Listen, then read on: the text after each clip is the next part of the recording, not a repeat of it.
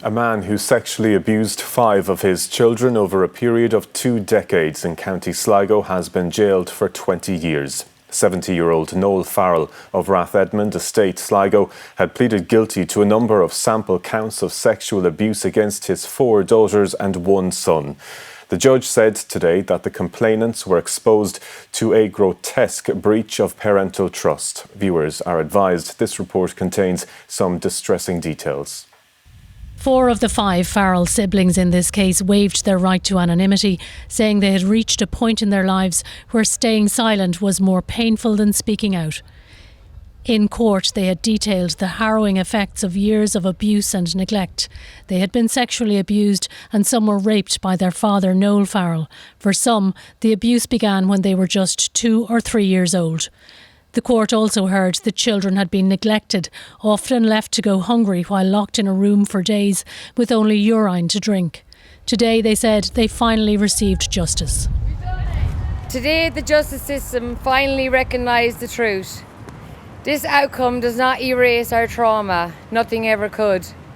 But it acknowledges our suffering, our bravery, and the years we lost. For the first time, the blame has been put where it always belonged, on him and not us. Justice brings us something we were denied as children: validation, dignity, and the beginning of real healing, and the chance to rebuild our lives without carrying his actions in silence. We hope our story reminds other survivors that they are not alone, that their voices matter, and that speaking out can lead to freedom, even when it feels impossible.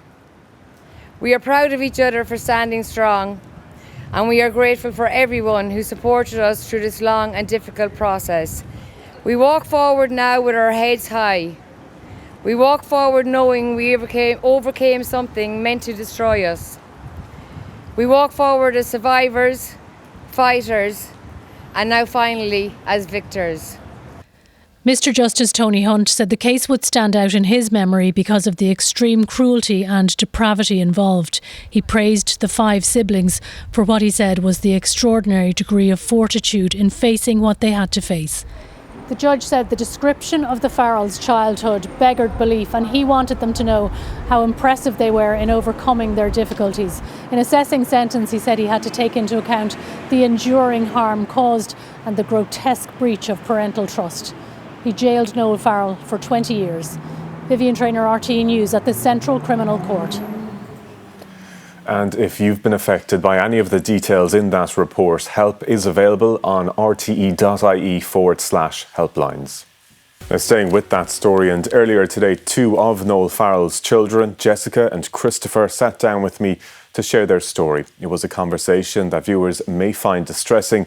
I began by asking them when the abuse began. It was I can't tell you exactly when, but I know it was back in the 80s, the beginning of the 80s. What age were you? I was 3. So that was when I remember the first time. Now I couldn't remember if I was 3 or younger, but I know it was before we went into care anyway. And how long did it last? Up until 1984. Christopher, when did the abuse begin for you?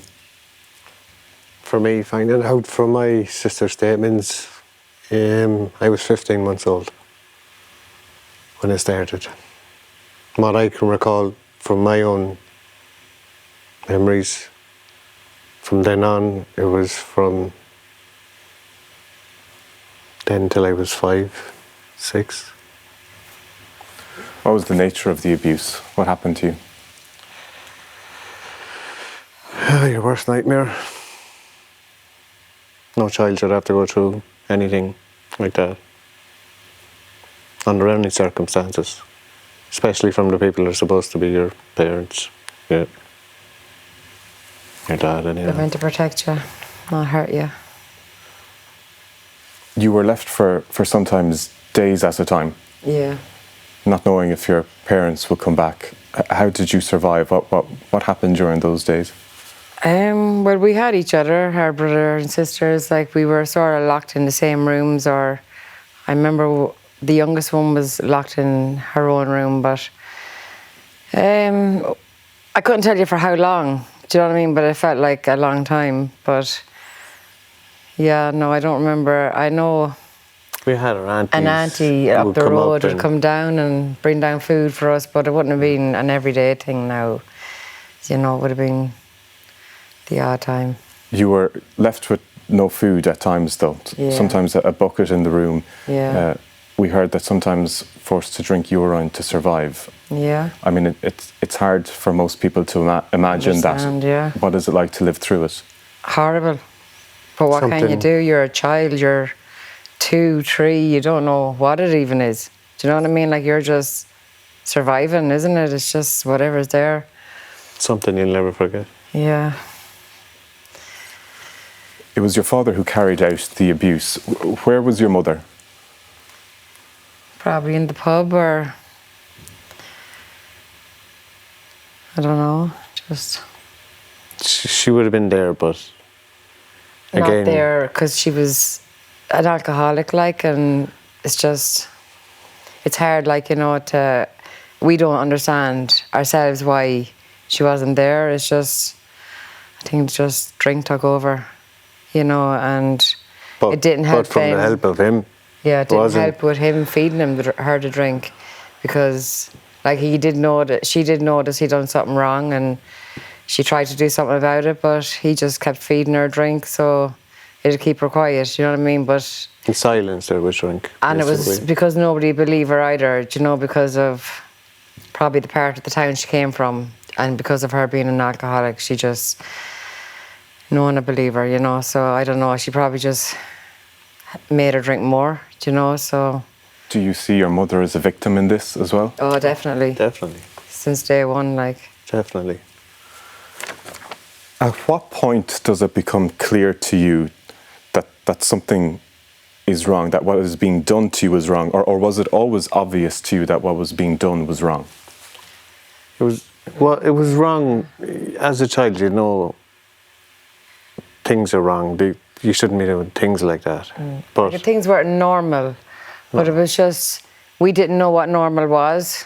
Do you know, it was just so hard to define of what he was doing, and is this happening in other houses? Do you know, is it just the norm? It's hard to, like, you don't understand, and then even when we went into care, we still didn't understand to the full extent, like, of what was after happening. It was just, we just knew we were being taken into care, and we didn't know why. And yeah, we thought it was our fault. What do we do? Do we? yeah, because no one Was ever it us? explained why we were put into care or what happened, or no help, you know, therapy or anything to help. We had to sort of learn growing up as we got older that that wasn't right. Do you know what I mean? There was something there that wasn't wrong, or wasn't right, it was wrong. Do you know what I mean? So, yeah.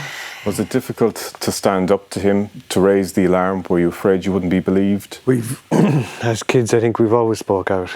Yeah. Through foster care, through our social workers, through everyone. We acknowledged if something happened. And try to let others know, but And we were shut down from every side. Like, we were kids in the 80s, and back in the 80s there was priests and nuns, and that chat didn't exist. Or where are you hearing these stories? How could you talk like this? And children were seen and not heard back then, you know. It was just hard to, you wouldn't be believed, you know. you were scared out of speaking up. Yeah, Did you ever confront him? I did when I was 14. I wasn't that long out of care, and it was just because every night he'd come in, I would be shaking in my bed, afraid to go to sleep, and just didn't know if he was ever, you know what I mean, going to do it again, or anything to the younger children that were there as well. So I used to stay in the room with them to make sure nothing had ever happened to them, but nothing did while I was there, if you know what I mean. When you confronted him, Yeah. what did he say? He turned around and said that he blamed my mother. He said it was her fault. And I said, how is it her fault? And he said, because she was always out in the pub drinking. And I said, so how is that an excuse to do what you done, like? What have been the long-term consequences for you and your family? Now, Yeah.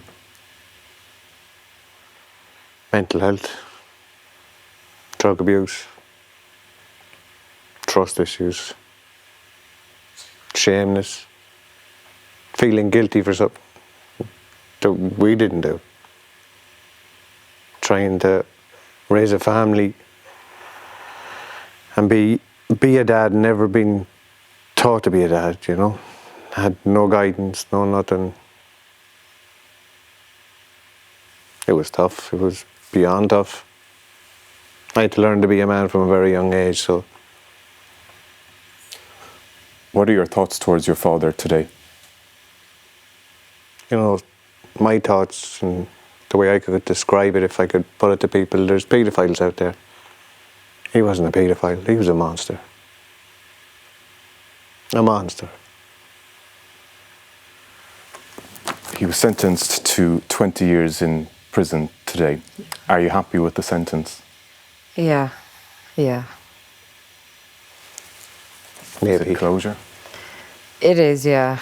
It is for the long-awaited justice we were waiting for, you know. It's something. It's like someone finally listened, you know. Yeah. To explain to most people, if you're in that situation, it is scary to come out and talk about stuff like that and to step forward. And then nobody believe you because he was a well-respected man as well, like, so it was so hard. People wouldn't believe you of him, do you know, that kind of way. So it was so hard to try and say something because you wouldn't be believed. Jessica and Christopher, thanks indeed for speaking to us on 6-1. Cheers. No problem. Thank you very Thank much. you. And a reminder that if you've been affected by any of the details in that interview, help is available on rte.ie/helplines.